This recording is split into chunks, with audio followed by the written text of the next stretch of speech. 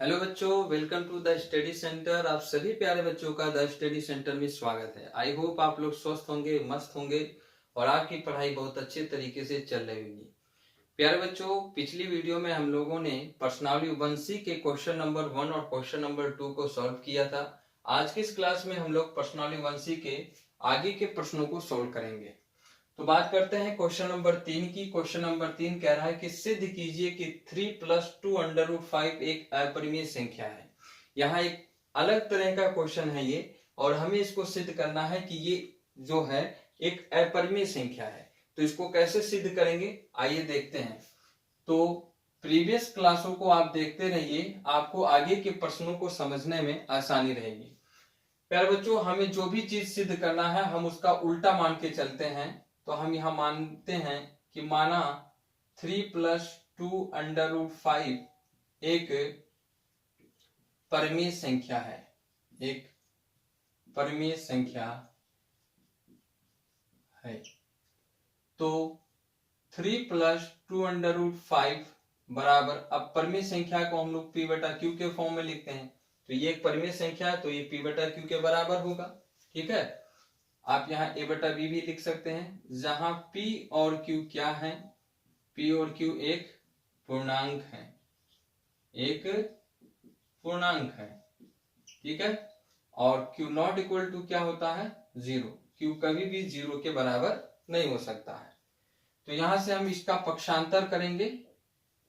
2√5 = p/q - 3। हमने इस 3 का इधर पक्षांतर किया है, तो ये हो जाएगा 2√5 बराबर, आप यहाँ पे q एलसीएम ले लीजिए।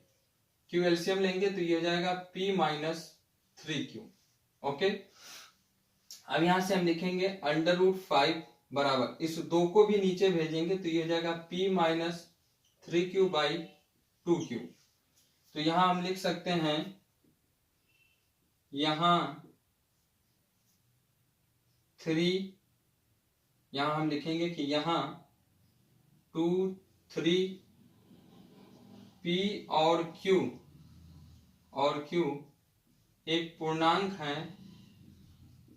एक पूर्णांक है, एक पूर्णांक है। इसलिए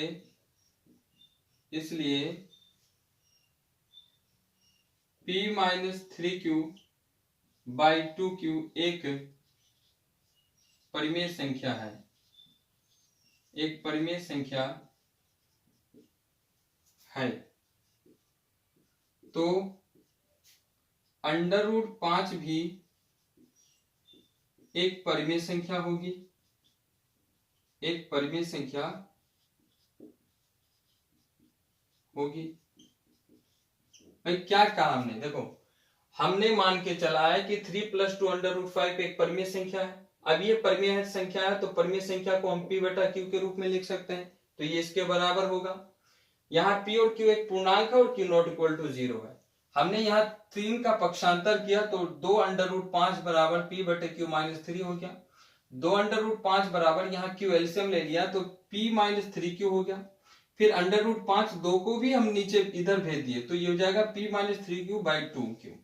अब हम यहाँ लिख सकते हैं, हम यहाँ जानते हैं कि p q एक पूर्णांक है, 2 3 भी एक पूर्णांक है। अगर ये पूर्णांक है तो पूर्णांकों को ही तो हम लोग परिमेय संख्या के रूप में लिख सकते हैं, तो ये परिमेय संख्या हुई। अगर ये परिमेय संख्या है तो ये भी परिमेय होनी चाहिए, तो हमने यहाँ लिखा है। तो √5 भी एक परिमेय संख्या होगी, परंतु यह तथ्य विरोधाभास है, जो कि विरोधाभास है, क्योंकि √5 एक अपरिमेय संख्या है, √5 एक अपरिमेय संख्या है। अब आपको याद हो, अभी पिछली क्लास में ही हमने ये सिद्ध किया है कि √5 क्या है, एक अपरिमेय संख्या है। तो प्यारे बच्चों, √5 एक अपरिमेय संख्या, ये हमने सिद्ध किया, तो ये इस परिमेय संख्या के कैसे बराबर हो सकती है। तो हम यहाँ यही लिखे हैं कि क्योंकि √5 एक अपरिमेय संख्या है। अतः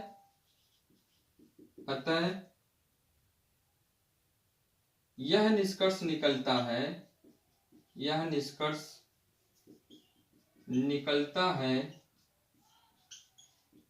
कि 3 +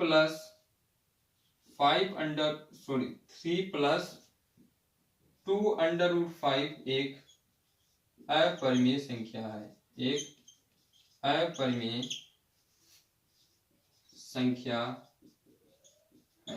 तो इस प्रकार ये निष्कर्ष निकलता है कि 3 + 2√5 एक अपरिमेय संख्या। भाई जब ये अपरिमेय हो गया तो अपरिमेय संख्या का किसी भी संख्या से गुणा करिए वो भी अपरिमेय हो जाएगा, और अपरिमेय संख्या में किसी भी संख्या को जोड़िए तो वो भी अपरिमेय हो जाएगा। तो कहने का मतलब ये है कि हमने यहाँ सिद्ध कर दिया है कि 3 + 2√5 क्या है, एक अपरिमेय संख्या है। क्लियर? तो चलिए प्यारे बच्चों बात करते हैं क्वेश्चन नंबर 4 की। क्वेश्चन नंबर 4 कह रहा है कि सिद्ध कीजिए कि √7 एक अपरिमेय संख्या है। प्यारे बच्चों ये भी उसी तरीके से होगा जिस तरीके से हमने √2 √5 को सिद्ध किया है।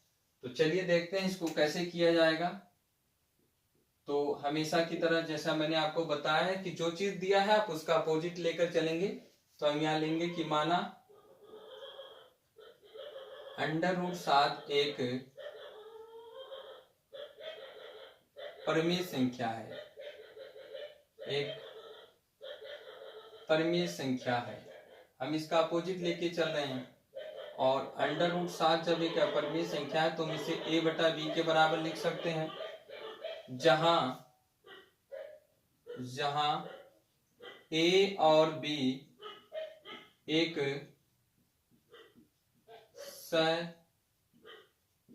अभाज्य संख्या है तथा b ≠ 0 और a और b का जो HCF होगा वो 1 होगा। ठीक है, तो आप क्या करेंगे, दोनों तरफ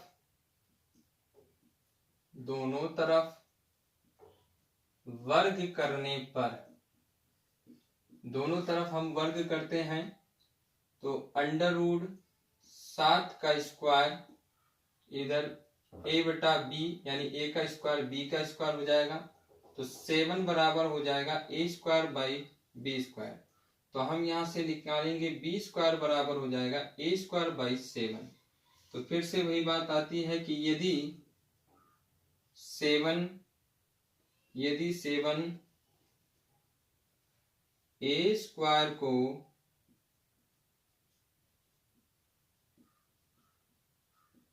विभाजित करता है तो 7 a को भी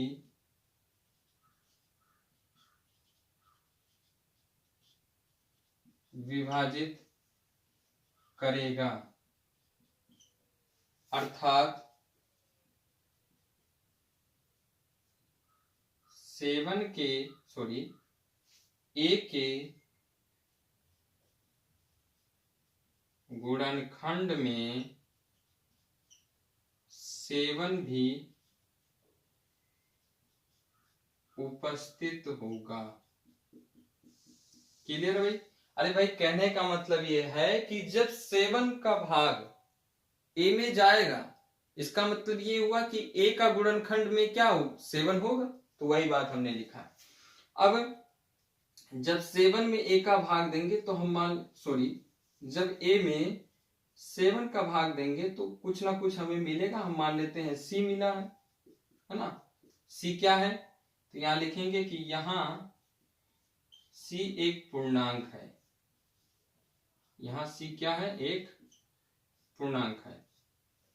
अभी मान के चल रहे हैं तो a बराबर क्या हो जाएगा, 7c।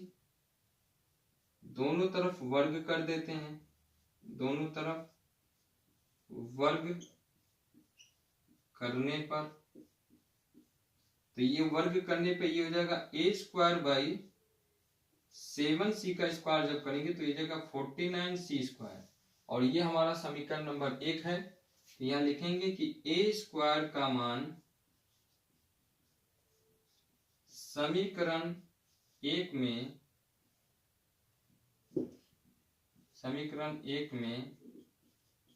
रखने पर, सेम वैसे है ये प्रश्न, आप उसी तरीके से कर रहे हैं जिस तरीके से आपने √2 √5 को सिद्ध किया। तो अब यहां से ए स्क्वायर का मान समीकरण 1 में रख दीजिए आप। ये रहा हमारा समीकरण 1। बी स्क्वायर बराबर 49c² 7 से 49 काटेंगे, 7 बार जाएगा तो बी स्क्वायर बराबर आपको मिलेगा 7c²। यहाँ से c² बराबर हम लिख सकते हैं b²/7। तो यहाँ फिर से वही बात आती है कि यदि यदि 7 b² को विभाजित करता है तो, यदि 7 b² को विभाजित करता है तो 7b को भी विभाजित करेगा।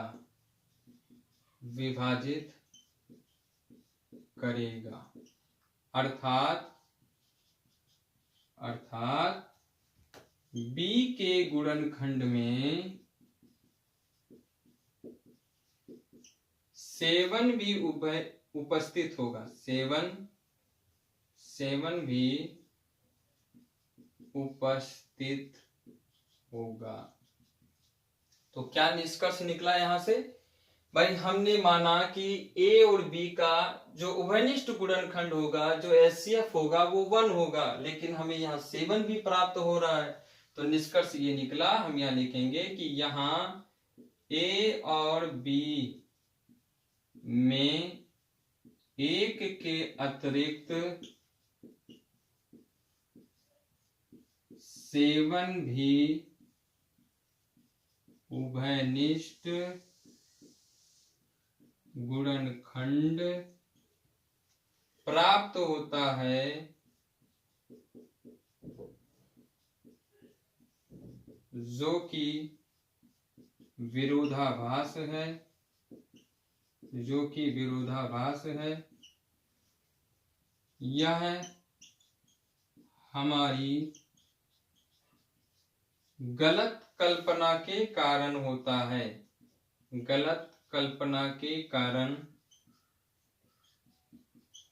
है। ये विरोधाभास क्यों हुआ? क्योंकि हमने गलत कल्पना किया ना। हमने क्या माना? हमने माना कि √7 एक परिमेय है। तो ये हमारी गलत कल्पना के कारण होता है। अतः √7 एक अपरिमेय संख्या है।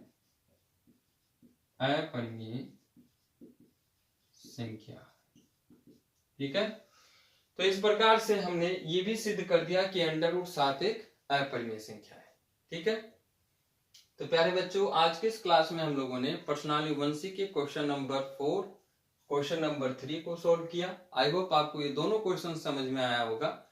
अगर आपको ये क्लास समझ में आया, आज की इस वीडियो को आप लाइक करिए, अपने सभी दोस्तों में शेयर करिए और सबसे पहले चैनल को सब्सक्राइब कर लीजिए। मिलते हैं फिर अगली वीडियो में। तब तक के लिए आप जो है इन प्रश्नों को रिवाइज करते रहिए और अगर आपका कोई भी डाउट होता है तो आप कमेंट बॉक्स में कमेंट करके जरूर बताइएगा। आपके डाउट को दूर करने का हम पूरा प्रयास करेंगे। ठीक है। तो मिलते हैं फिर अगली वीडियो में। तब तक के लिए आप सभी प्यारे बच्चों का बहुत बहुत धन्यवाद। Thank you. Thanks for watching.